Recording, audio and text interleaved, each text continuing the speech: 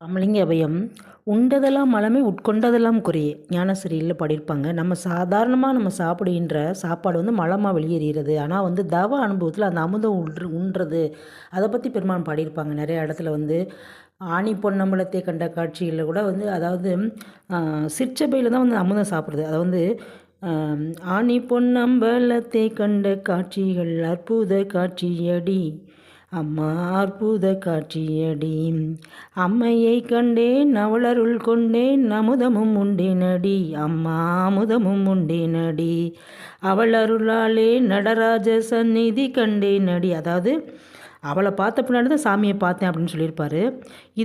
இந்த அமுதம் அனுபவ மாலையில் கூட சொல்லியிருப்பார். கல்லுண்டால் என புகன்றார் கனக சபை நடுவே. அதாவது கண்டதுண்டு சிற்சபையில் உண்டது, அந்த சிற்சபையில் அமுதம் உண்டதை சொல்லியிருப்பார். அது சாதாரண உலகத்தில் சாப்பிட்ற கல் கிடையாது.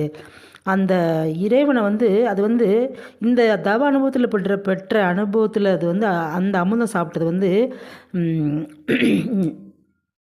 இந்த மயக்கத்தை அனைத்தையும் நம்மளுடைய ஆணவம் கண்மம் இந்த மயக்கம் அனைத்தையும் ஒழித்திடும் இந்த கல். இதை இந்த அமுதத்தை சாப்பிட்டவங்களை பார்த்தாலே நம்மளுக்கு நல்ல அறிவு வரும். அப்படியே சிற்சபை அனுபவத்தில் கல் உண்டதை சொல்லியிருப்பார் பெருமான். நன்றி, வணக்கம்.